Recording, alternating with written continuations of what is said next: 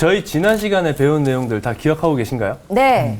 어떤 걸 기억하세요? 지난 시간에 성전 내부와 외부 만드는 거랑 그 안에 기물, 성전 기물 만드는 거에 대해서 배웠었어요. 맞아요. 그 성전을 그렇게 다 완성하고 나서 솔로몬이 이제 자기 왕궁을 짓기 시작했잖아요. 맞아요. 네. 성전 건축하는 것보다 왕궁 짓는데 더 오랜 시간이 걸렸어요. 맞아요. 좀 안타깝죠. 네. 야, 오늘도 이 세 분의 이야기를 들어보니까 어떤 말씀을 저희가 배울 수 있을지 너무 기대가 됩니다. 아, 기대해 주세요. 기대돼요. 아, 오늘 좋았어.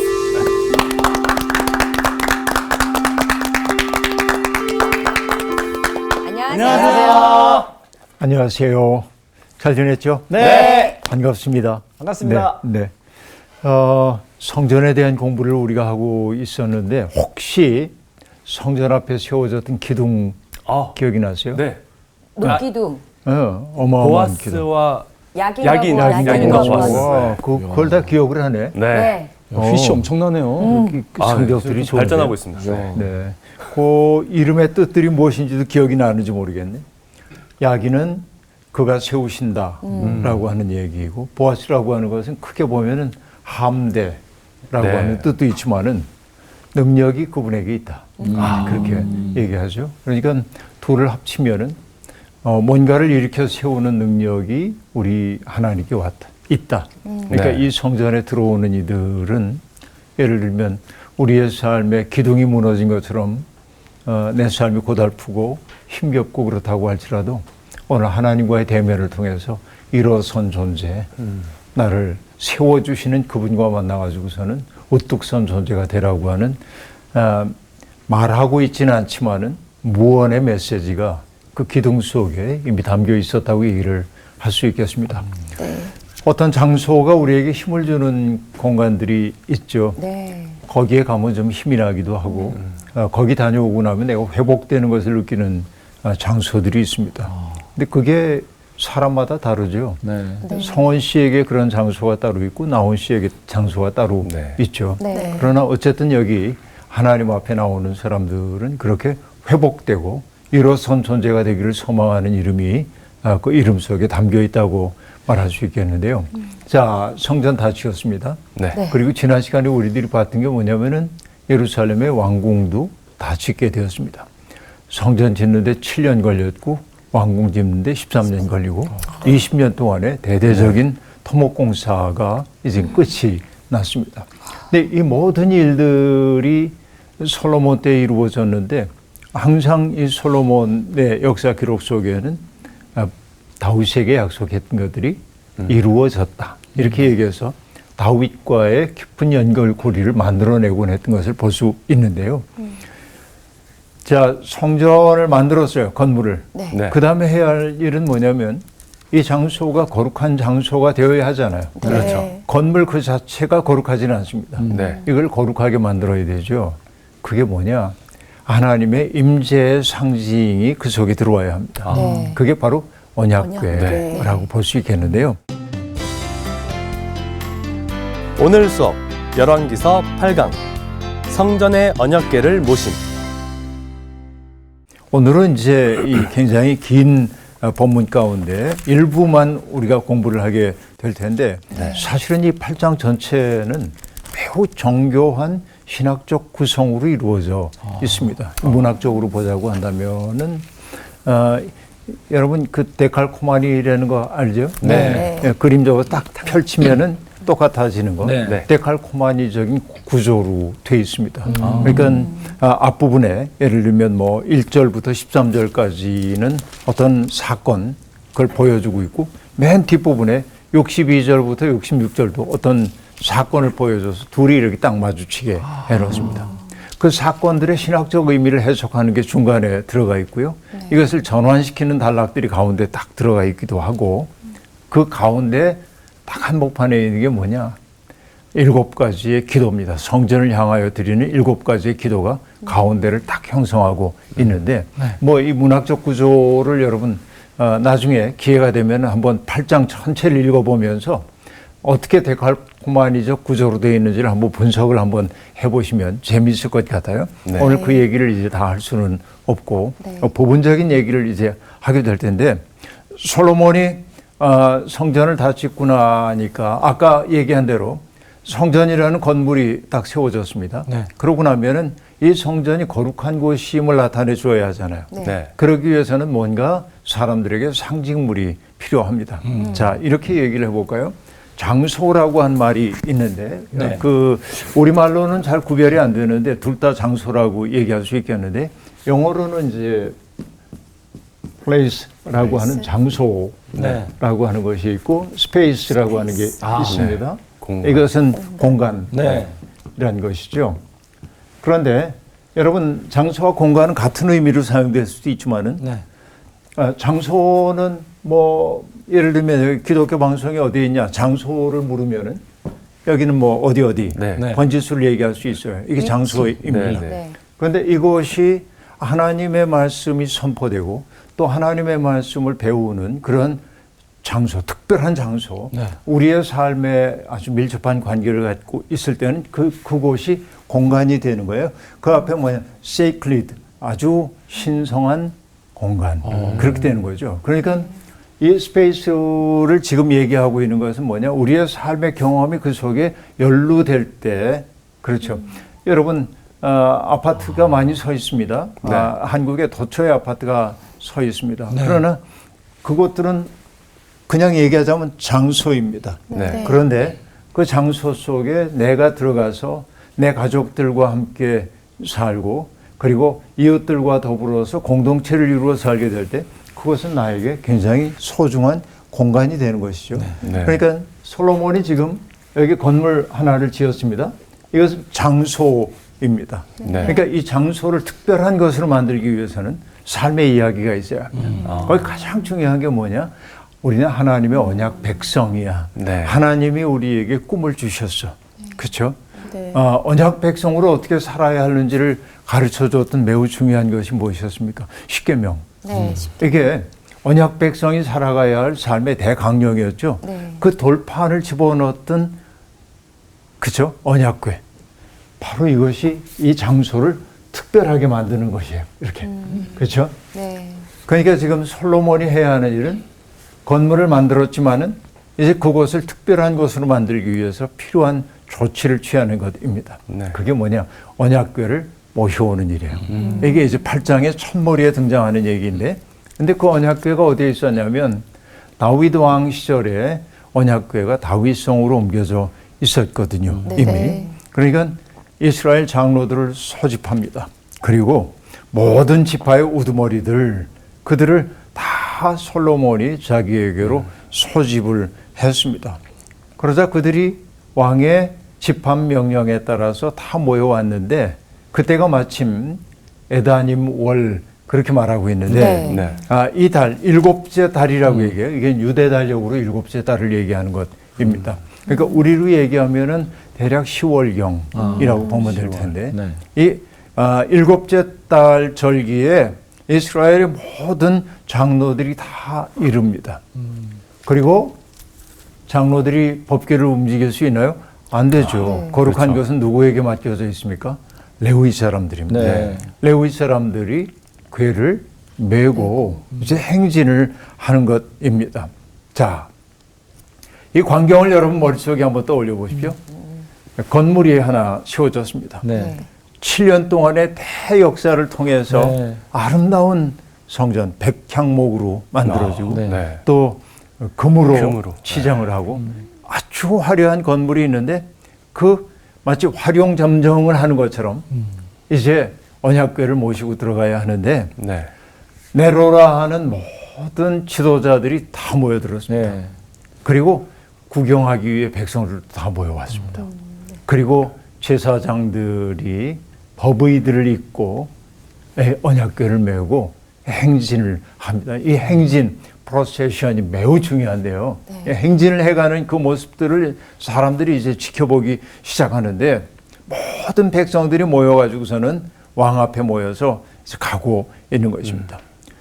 솔로몬과 그 앞에 모인 이스라엘 회중들이 그 궤를 모시고 가면서 하나님 앞에 많은 제사를 바쳤다. 그렇게 말합니다.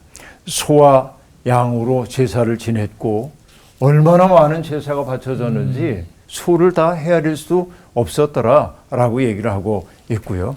그리고 옮겨간 그 언약궤를 어디에 뒀냐면 여러분 성전의 내소인 지성소에 지성소가 20규빗으로 돼 있는데 규빗을 뭐 45 내지 50 우리 편의상 50cm라고 한다면 네. 10m이잖아요. 네.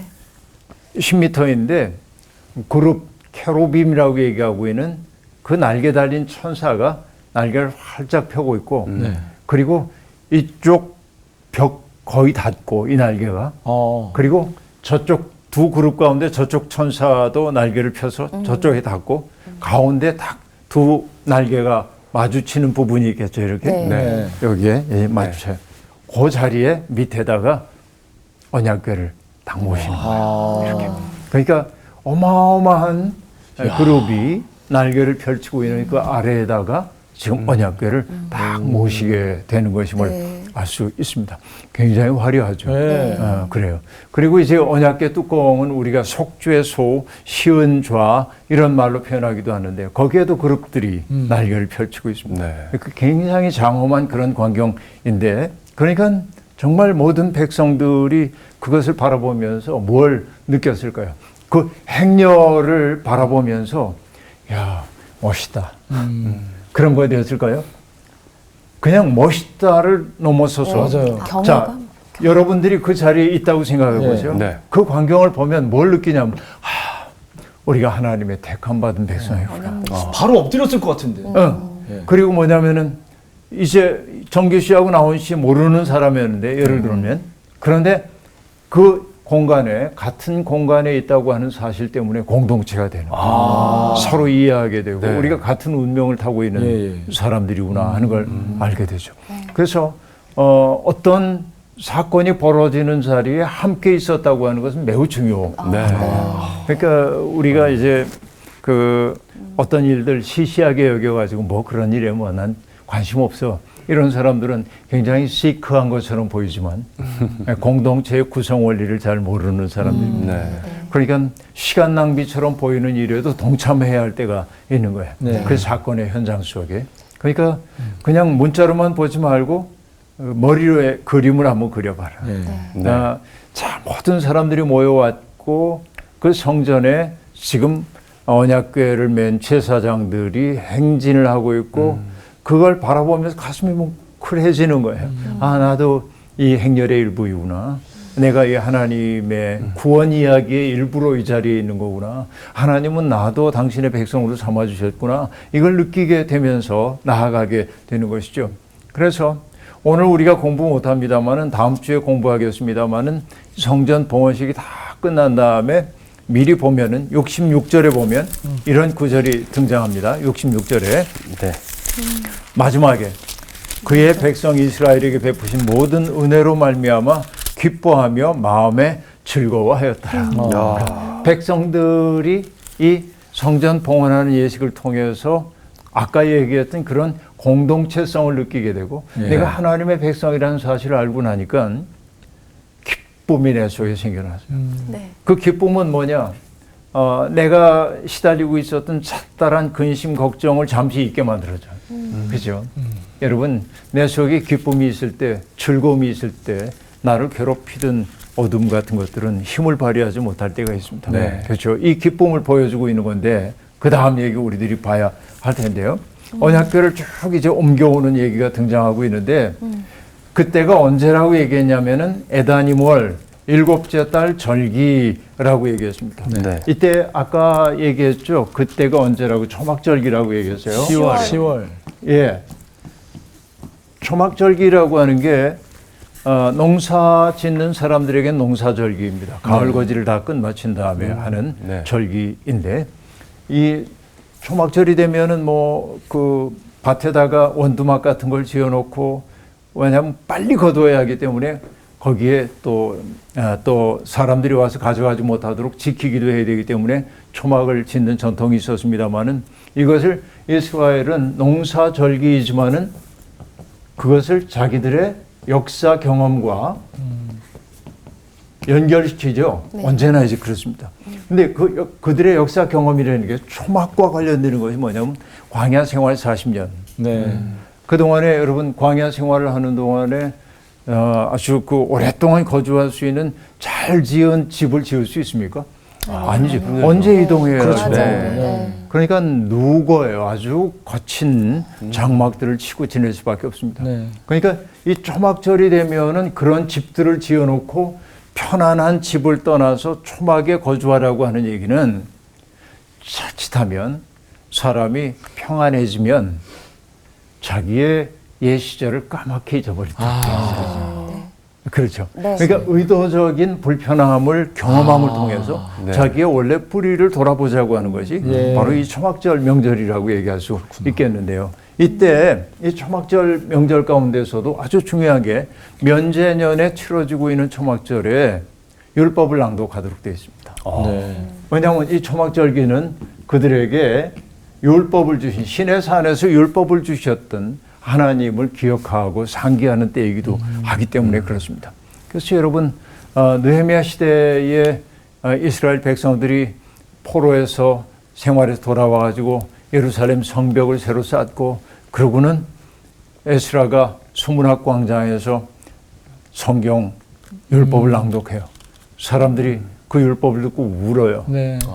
우리들이 얼마나 죄된 인생을 살아왔는가 그런 걸 깨달으면서 그리고 성경의 지시에 따라서 초막절 명절을 지키게 되었는데 그 초막절 그 명절에서 그들은 긴 회개의 기도를 하나님께 드리기도 합니다. 네. 우리가 잘못 살아왔습니다. 그간 이런 얘기들을 이제 하고 있는 것이죠. 그리고 그 초막절이 되면 늘 했던 것이 뭐냐? 하나님 앞에서 내가 새롭게 살겠습니다. 이 신의 산에서 맺었던 언약을 재다짐하는 네. 내가 이제 언약을 새롭게 살겠습니다 하는 언약 갱신 의식을 하곤 했던 것이죠. 바로 네. 이 절기에 솔로몬의 성전이 지금 봉헌되고 있음을 알 수 있습니다. 자, 그래서 언약궤는 물론이고 회막과 성막에서 사용하는 모든 거룩한 기구들을 메고 올라오고 그리고 아까 얘기한 대로 그룹 아래에 날개 아래 언약궤를 안치했습니다. 근데 여러분 여기서 퀴즈. 네. 언약궤 안에 들어있는 것은 뭘까요? 네, 뭐죠?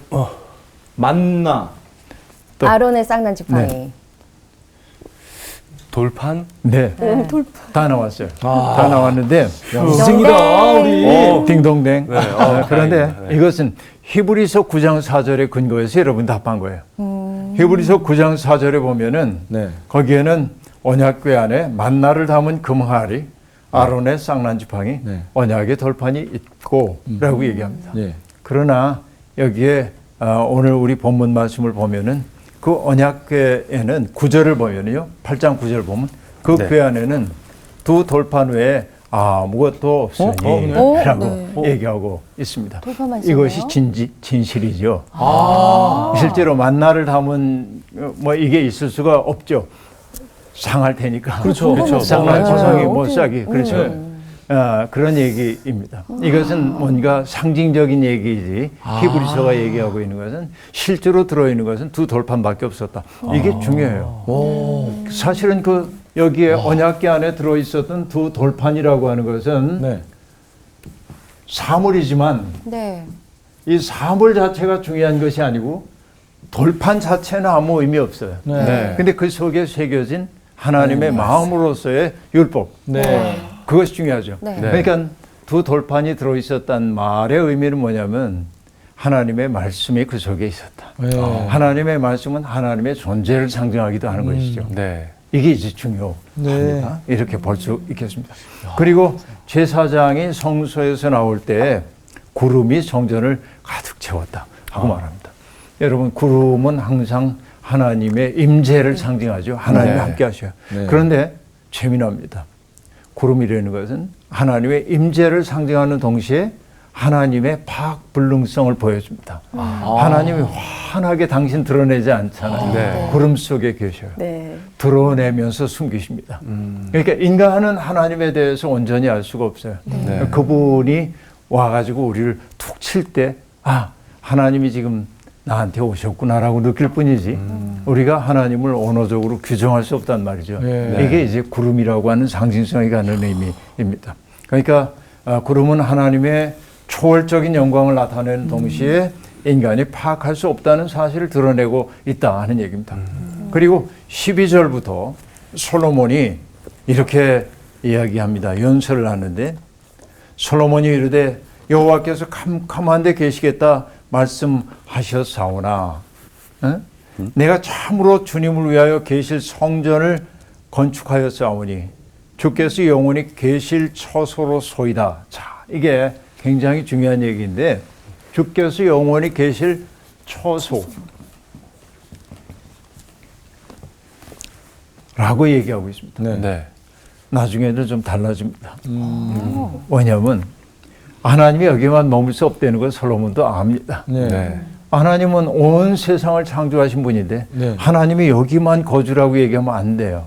네. 자, 여러분, 우리가 주님 기도에서 예수님이 기도를 가르쳐 주실 때 하늘에 계신 우리 아버지요 라고 기도하라고 했죠. 네. 네. 하늘은 어디에 있어요? 위에 있습니다. 가르쳐 보세요. 위에. 저 위에? 네. 저게 하늘이죠. 하늘. 네. 나온 씨는 좀 헷갈렸어요. 하늘. 네.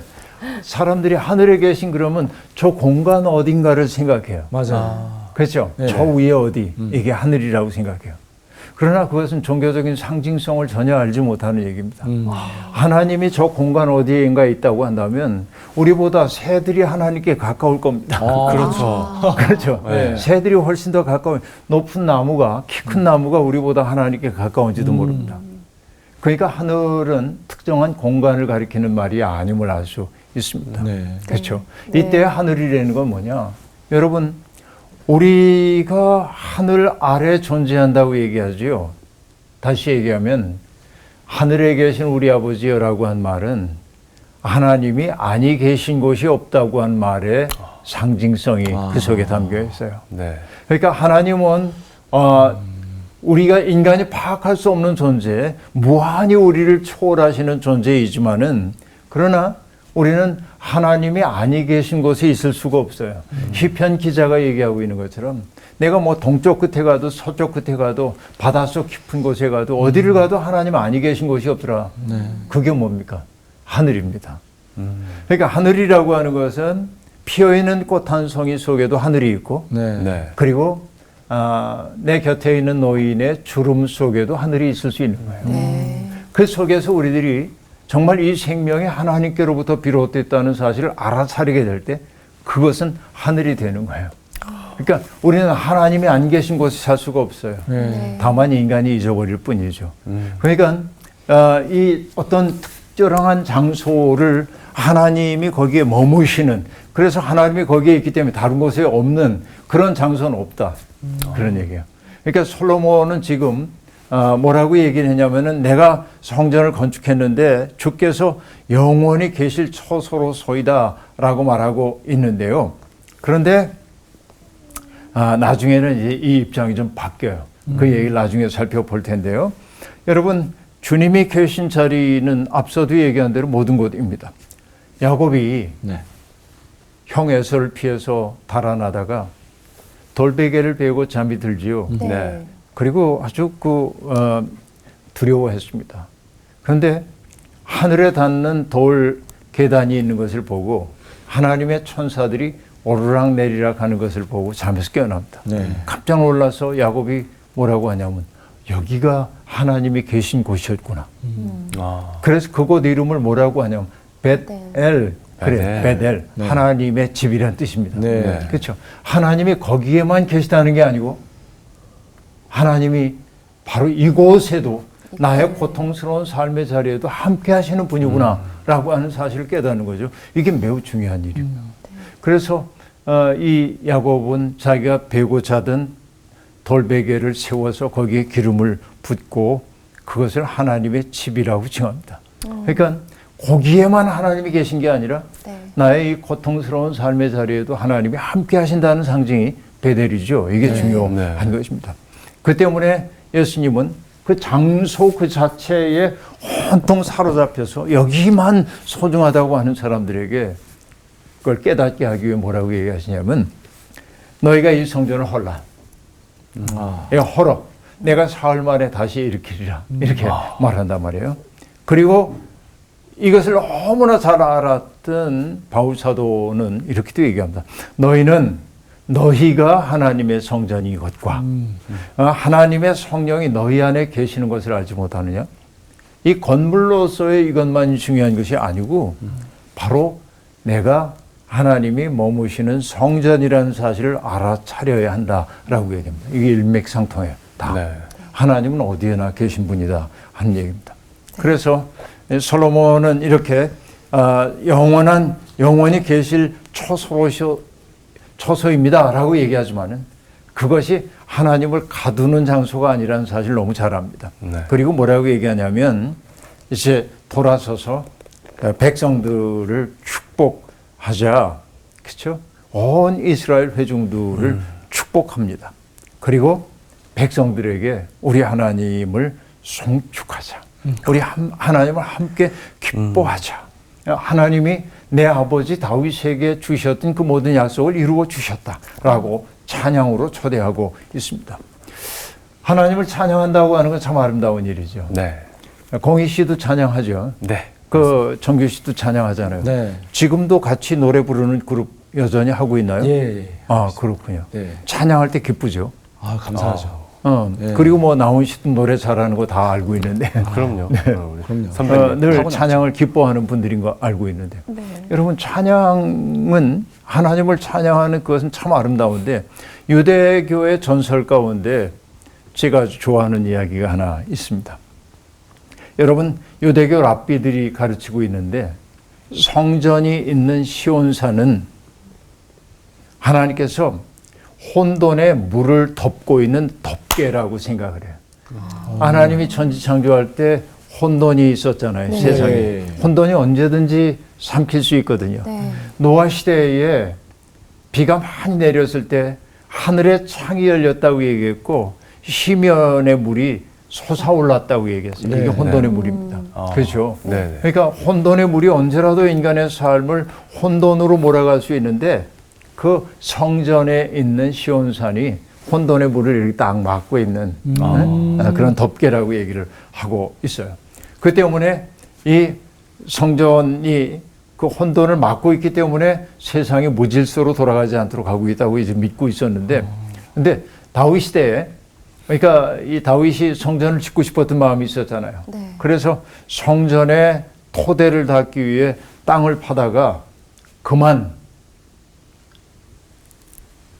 혼돈의 물 근원을 건드려 가지고 저런. 그래서 시면의 물 테호마라고 하는 게 땅으로 올라와 세상을 삼켜 버리려고 했습니다. 그때 다윗은 15개의 성전에 올라가는 노래를 부름으로 혼돈의 물을 잠재웠다. 이렇게 얘기합니다. 노래를 통해서 혼돈을 잠재웠다. 그게 따지고 보면 우리의 마음속에서도 걷잡을 수 없는 분노가 솟아오를 때도 있고 네. 절망감이 솟아나올 때도 있고 인생의 무기력을 느낄 때도 있고 그렇죠. 이게 혼돈이에요. 이게 날 삼키려고 할 때 하나님을 찬미하는 하나님과 만날 것에 대한 설렘을 노래하는 노래를 불렀더니 혼돈이 잠잠해졌다. 이게 어마어마한 이야기이죠. 그러니까 오늘 뭐 이런 그 혼돈에 삼켜지는 것 같은 어려움을 겪고 있는 분들이 있다 할지라도 예.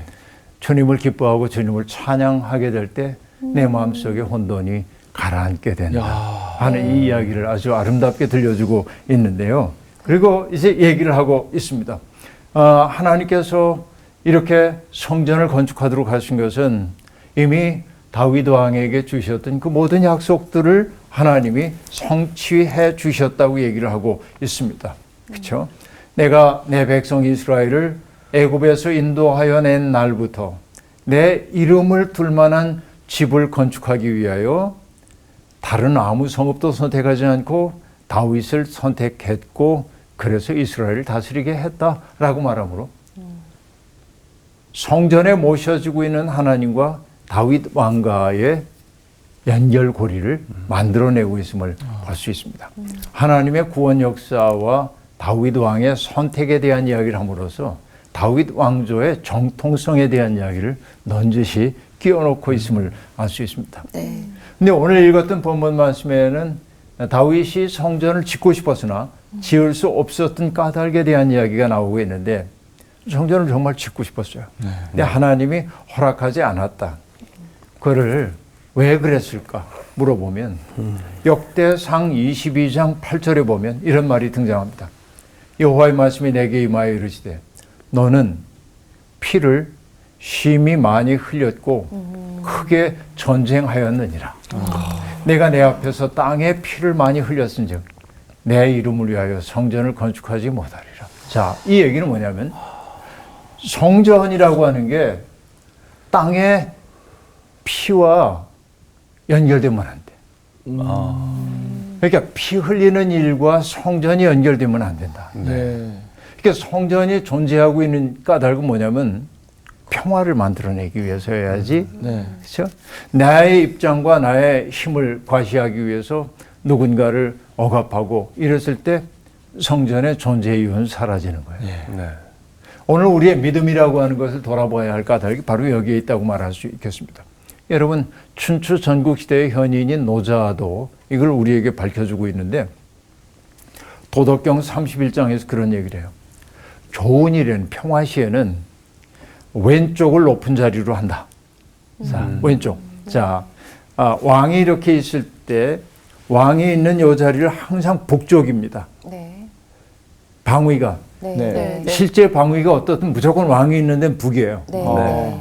그래서 왕이 바라보고 있는 쪽은 남쪽이에요. 네. 그래서 남면한다고 합니다. 얼굴을 남쪽을 향해 하는 거예요. 그러면 여기가 북이고 여기가 남이면 이쪽은 동쪽이 되겠죠. 네. 동쪽. 이쪽은 서쪽이죠. 네. 해가 떠오르는 쪽이에요. 네. 그래서 왼쪽이 상사로운 자리입니다. 그래서 우리 조선시대에도 보면은 좌의정, 우의정이 있는데 좌의정이 더 위에요. 우의정은 이쪽, 서쪽이고. 무슨 얘기인지 보세요. 네. 자, 왕이 있는 곳이 북쪽이고 그렇죠. 네. 남쪽을 향해 있고 예. 동쪽이 해가 떠오르는 쪽, 서쪽이 해가 지는 쪽. 네네네. 그러니까 행복한 시절에 별일이 없을 때는 좌측을 높은 거로 쳐요. 그런데 흉사, 전쟁이나 이런 때는 이것은 죽음과 관련되기 때문에 예. 오른쪽을 높여서 오른쪽이 상장군이 서고 왼쪽엔 편장군이 섭니다. 달라져요. 방향이 이렇게 달라진다 하는 얘기입니다. 그러니까 그들이 그랬던 까닭이 뭐냐면 전쟁은 부득이할 수밖에 없었던 것인데 많은 사람을 죽였기 때문에 비통한 마음으로 서야 하고 전쟁에 이겼다고 뭐 나팔 불고 행복해하고 몇 명 죽여서 자랑하면 안 되고 마치 상례를 치르듯 엄숙하게 치러야 된다. 그렇게 얘기합니다. 이게 중요한 것이죠. 근데 같은 얘기입니다. 다윗이 성전을 지으려고 했지만은 하나님이 허락하지 않았던 까닭이 여기에 등장하고 있었던 것이죠. 왜 그랬다고요?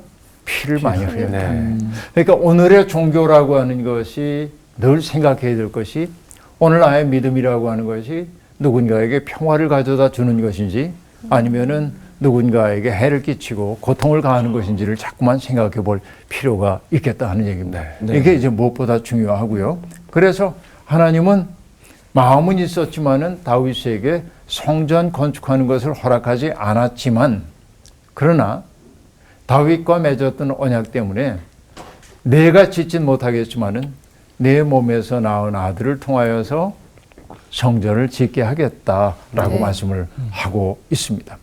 그러니까 성전이라고 하는 것은 하나님의 초소라기보다는 하나님이 그 속에 갇히는 것이라기보다는 성전은 뭐라고 얘기할 수 있냐면 하나님의 이름을 두는 것이에요. 하나님의 이름. 응? 이름을 두는. 그러니까 이 성전을 바라볼 때마다 우리가 뭘 하게 되냐면 이것은 하나님이 계신 것. 하나님은 여기 없다는 얘기가 아니라 네. 상기시켜 주는 거죠. 때때로. 마치 여러분 우리 제가 군대에 있을 때 병사 하나가 제게 와서 고백을 했습니다. 눈물을 흘리면서 사실 너무 고통스럽고 그래가지고서는 제가 스스로 생명을 거두려고 그렇게 작정을 하고 새벽에 근무지에 이렇게 있다가 총을 가지고 있으니까 총알도 장전돼 있는. 그래서 자기 목에다 이렇게 대고 그리고 발가락으로 그 총을 발사하려고 그러고 있는데 문득 자기의 눈에 교회, 대대였는데 대대 교회의 십자가가 딱 망연히 바라보고 있는 십자가가 딱 보여요. 그 순간에 그 십자가가 나를 부르는 것처럼 느껴져서 총을 내려놨고 그 하염없이 울고 새롭게 살기로 했대. 그러니까 여러분 그 십자가라고 하는 건 남들이 볼 땐 그냥 아무것도 아닐 수 있어요. 그러나 어떤 계기에서는 하나님이 우리를 부르시는 부름이기도 하죠. 그죠? 맞습니다. 여러분 윤동주의 십자가라고 하는 시에도 보면은 그런 거 쫓아오던 햇빛인데 지금 예배당 저 십자가 탑 위에 올라가 있다고 얘기를 하잖아요. 네. 그렇죠? 그리고 생각을 해보는 겁니다. 종소리도 들려오지 않아요. 왜 종소리가 안 들려오냐면 일제시대 때 그 쇠가 필요했기 때문에 일제가 교회가 가지고 있었던 종까지 다 걷어갔거든요. 그러니까 종소리가 들려오지 않는다는 것은 낭만적인 얘기가 아닙니다. 네. 그런 현실을 반영하고 있어요. 근데 거기서 상상하는 거예요. 괴로웠던 사나이. 그러나 행복한 예수 그리스도에게처럼 네. 내게도 십자가가 허락된다면 꽃처럼 피어나는 피를 저 하늘 밑에 조용히 흘리겠습니다 하고 말하고 있는데, 그러니까 그 병사가 죽고 싶었는데 심연에 있었는데 십자가가 그때 그것은 그가 봤다기보다는 십자가가 그 앞에 계시된 거예요. 제가 보기에는. 네. 네. 그렇죠. 이런 그 놀라운 일들이 벌어지고 있는데 어쨌든 하나님의 이름이 머무는 곳이라고 얘기할 수 있겠습니다. 그러니까 성전 건축은 하나님의 약속의 실현인 동시에 또 그 일을 수행한 것은 바로 솔로몬임을 넌지시 오늘 본문이 보여주고 있습니다. 그리고 앞서도 얘기한 대로 하나님의 언약의 말씀을 상기시키는 언약궤를 거기에 모시게 되죠. 네. 이것은 우리에게 뭘 또 보여주냐면 예수님이 제자 셋을 데리고 변화산에 올라가셨을 때 네. 그렇죠? 엘리야와 모세와 더불어 이야기를 나누는 장면이 등장합니다. 네. 베드로는 너무 놀래가지고 여기 초막 셋을 짓고 여기 살면 좋겠습니다. 그러자 그럴 수 없다고. 근데 소리가 들려와요. 어떤 소리입니까? 너희는 그의 말을 들어라 라고 얘기를 합니다. 너희는 그의 말을 들으라 하는지라. 자, 예수님이라고 하는 어떤 분은 우리가 육체적으로 지금 만날 수는 없습니다. 네. 네. 그러나 예수님의 이름도 우리가 알고 있고 예수님의 말씀도 알고 있어요. 언약궤가 상징하는 것은 바로 뭡니까? 하나님의 현존입니다. 하나님의 약속을 떠올려줍니다. 내가 하나님의 백성이라는 것을 느끼게 만들고 있는 거죠. 오늘 이야기는 바로 그런 이야기였습니다. 그러니까 여러분 건물 그 자체가 중요한 것이 아니고 건물 속에서 만날 수 있는 하나님의 마음 여기에 늘 눈을 뜨고 살아야 한다. 성전은 피 흘림과 관계돼서는 안 된다. 이 얘기가 오늘의 교훈이겠습니다. 오늘 수업 마칠게요. 고맙습니다. 네. 감사합니다. 네. 성전에 대해서 그렇지, 내가 하나님의 성전이고 또 그 성전 교회고 십자가가 있고 그냥 어떻게 보면 조금 단순하게 생각을 했던 것 형식적으로. 같은데 맞아요. 오늘 선생님의 말씀을 통해서 그렇구나 싶었던 이런 부분들이 굉장히 많았던 게, 아까 그 십자가가 내가 본 게 아니라 내 앞에 왔다. 왔다, 이 표현 자체가 너무 그냥 감사한 거예요, 이게. 예. 맞아요. 너무 감사하네요. 저는 그 혼돈을 잠재우는 찬양. 네. 더 마음에 와닿았겠네요. 네. 저는 이제 세상 노래를 부르지만 그 뭔가 좀 이렇게 해결되지 않는 좀 답답함이 조금씩 있거든요. 제목 좀 허무하기도 하고. 그럴 때마다 저도 이제 돌아오는 길에 찬양을 부르는데 그때마다 너무 시원하고 내가 받았던 모든 그 걱정거리들, 근심거리들이 막 이제 해결되는 게 느껴져요. 근데 진짜 힘들 때 찬양이 힘이 되는 이유가 저런 데 있구나. 새롭게 알았습니다. 그 막연했던 것들이 정말 말씀을 배우면 더 시원해지잖아요. 맞아요. 그러니까 우리가 혼돈을 피해갈 수 없잖아요. 피해갈 수 없죠. 네, 혼돈이 딱 올라올 때 찬양으로 탁 눌렀다고. 그 찬양같이 그 거룩함, 그 어떤 성전에 대해서 우리가 생각하는 것들, 결국 예배, 그 거룩한 삶, 말씀, 이런 것들이 우리 삶의 혼돈을 누르는 것이구나. 뚜껑 덮어! 네. 맞아요. 그거구나 느꼈어요. 네. 언니 장소가 아니라 진짜 어디든 계시고 맞아요. 있다라는 네. 얘기를 다시 한번 또 느끼게 합니다. 네. 맞습니다. 우리 또 하나님 만나면서 한 주 또 거룩하게 사시죠. 네. 좋습니다. 아, 하늘이다 하늘. 하늘이야. 이번 주 퀴즈입니다. 요한계시록은 요한이 어느 섬에서 작성한 책일까요? 1번 에베소, 2번 반모, 3번 멜리데. 정답을 아시는 분은 CBS 성서학당 홈페이지와 성서학당 카카오 채널을 이용하시면 됩니다. 선정되신 분들에게는 대한성서공회에서 발간한 성경 통독을 위한 최고의 자습서 성경 2.0, 성서학당 선생님들의 저서 중에 하나를 드립니다.